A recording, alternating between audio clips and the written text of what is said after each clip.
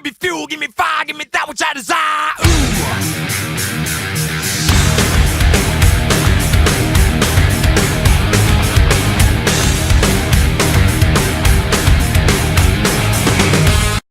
Alrighty guys, how's everybody doing? I kept talking to myself saying, hey, I'm not going to do this video, but there's just so much talk about it, about the All-Star race, and a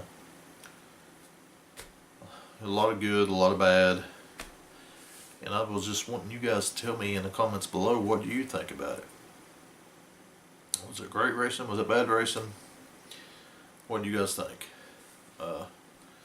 Personally, I thought the Open was awesome. I mean, the Open was a great race, and let me tell you, the All-Star, I think the All-Star race was a good race. But from what I'm seeing on the internet, is I'm thinking that, and I see where they're coming from because I kind of feel the same. We really don't need every track to become a mini Talladega and Daytona, if you get to what I'm trying to say. And I agree, the package did allow people to pass.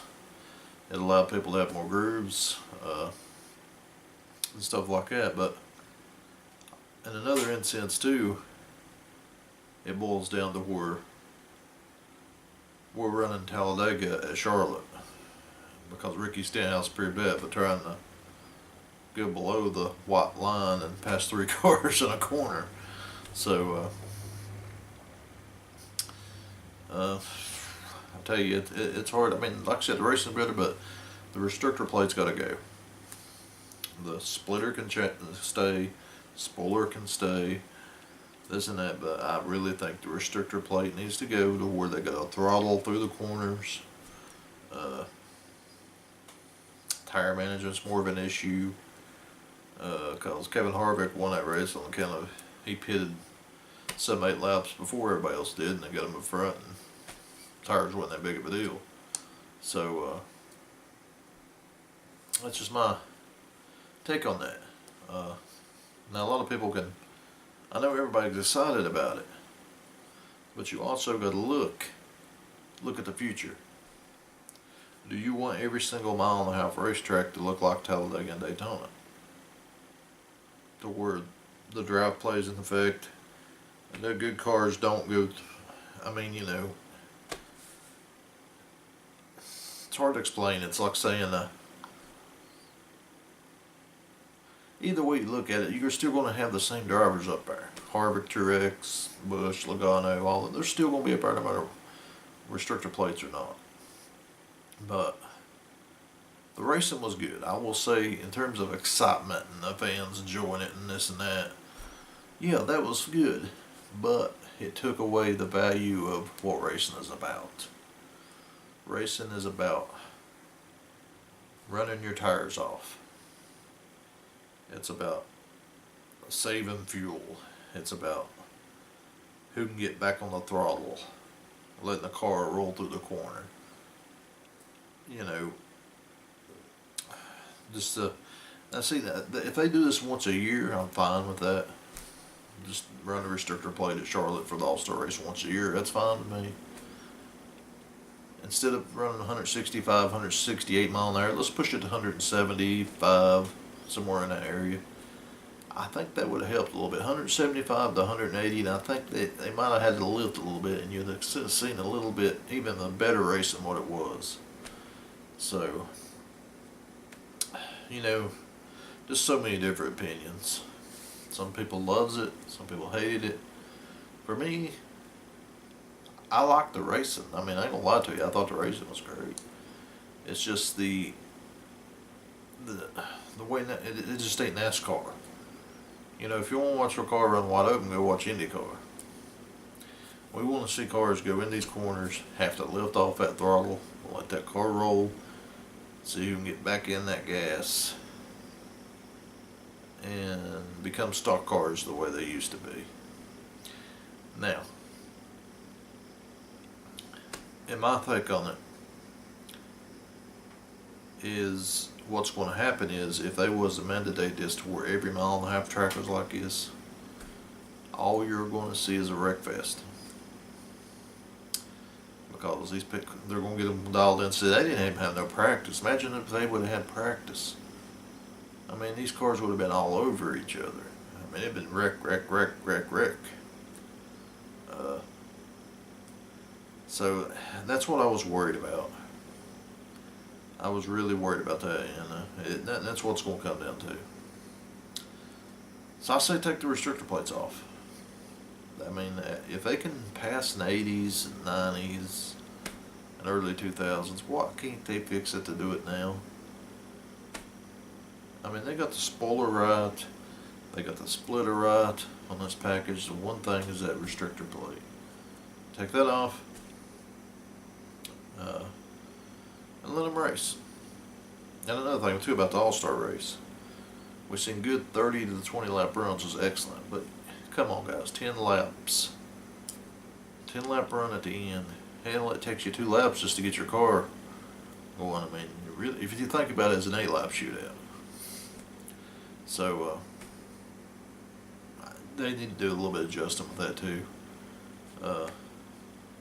This is no rant whatsoever. I'm not ranting about nothing. I'm just explaining what I have seen with people on the internet. And I know a lot of people, look, let me put it to you this way. People who grew up in NASCAR knows what NASCAR is about. Don't like it. Because they want to see old school grit out iron, tough, hard racing.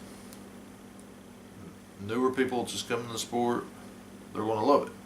Because they want everything to be like Daytona and Talladega. And it don't work that way. So, it's a win-lose situation no matter which way you go.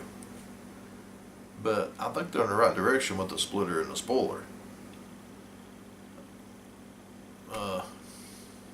But the restrictor plate just ain't gonna work there. You know, I'm with a fellow YouTuber, I ain't gonna mention no names or nothing, but I'm not here to watch NASCAR go wide open. Around the trucks already accomplish that. And that's the learning division, so no, we don't need to see that, but put your comments down below, guys, and let me know what you think. Do you think it was a good race? You think it was a bad race? Should we take the restrictor plates off? Should we not? I say take them off. Try out something different. Like I said, this package should have been tested before the All-Star race. And because, I mean, that's what it is. It's an all-star race, and you go into a race and nobody don't even know what they're even doing. Of course, now that boils back to Steve O'Donnell, the guy that I said it should be out the window many times. And Brian France and them, which I'm still praying they sell NASCAR sometime. But, we'll see. Just tell me what you guys think about the situation. And I know everybody's saying, well, Harvick's going to win. Harvick outsmarted everybody. You may be a Harvick hater, but he pitted there on the caution before the last and got up front. He just plainly outsmarted everybody. And that's just what it boiled down to. So, but it's funny. Talk about it. I was at Walmart today, and I got me a couple of Truex. Got to see a couple die-cast here. But this one right here is a weird one. This one right here I got. I'll let you guys look at it. See what I'm saying? It says Daytona 500 Special Edition. But now, correct me if I'm wrong, but didn't he run the Bass Pro Shops 5-hour energy at Daytona 500? I don't ever remember. I know he didn't run this car. It says the 2018 60th Annual Great American Race Daytona 500 Special Edition.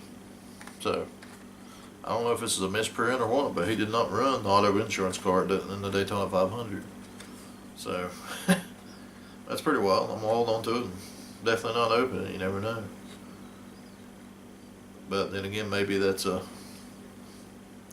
Maybe they made all cars, I don't know.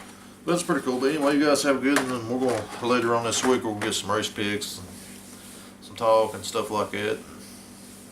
Get ready for that big 600 miler, which is going to be exciting. I'm more for the 400 laps than I am the little 88 lap shootout thing. So we'll see what happens there. I think they qualify Thursday, so yeah, we'll get our picks in stuff this Wednesday or Thursday night, and got Sunday to get it in, and maybe somebody will win that Dale Earnhardt Jr. diecast, and we'll go from there. But you guys have a good one, and enjoy the week.